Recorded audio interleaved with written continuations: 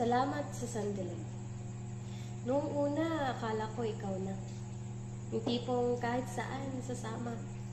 Ikaw yung dulo sa bawat simula, yung sa huli, hindi ako mag-iisa. Lahat na hindi ko kayang sabihin, ikaw yung gusto kong kausapin. Hindi ko na inisip kung tama ba to, ang mahalagay ikaw at ako. Hindi ko nakita na unti-unti kang lumalayo. Na habang mas lumalalim ako, ikaw pala'y lalayo. Napansin ko hindi ka na gaya ng dati. Yung dating mainit, ngayon yung malamig na kape. Dati, ako yung iniintay mong mag-reply. Ngayon, ako na lang yung paulit-ulit na naghahay.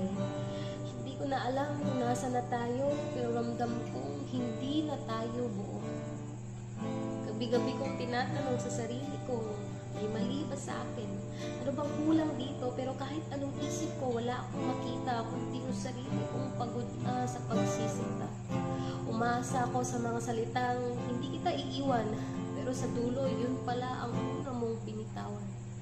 Pinanghawakan ko lahat ng pangako mo habang ikaw unti-unting bumitaw ng dahan-dahan pero totoo. Masakit, oo, but to be honest, ayokong burahin kahit isang beses. Kasi kahit ako'y iniwan mong luhaan, totoo pa rin ang ting minsang naramdaman. Salamat sa bawat sandaling ikaw ang mundo ko, sa bawat kwentong para bang tayo'y sigurado. Salamat sa oras na ako'y naging masaya kahit alam kong hindi yung panghabang buhay pala. Ngayon, kaya ba kang umiti kahit wala ka? Hindi dahil hindi na kita mahal, kundi dahil natuto na minsan hindi mo talaga maipipilit ang swerte at hindi lahat ng mahal mo mananatili sa iyo hanggang sa huli.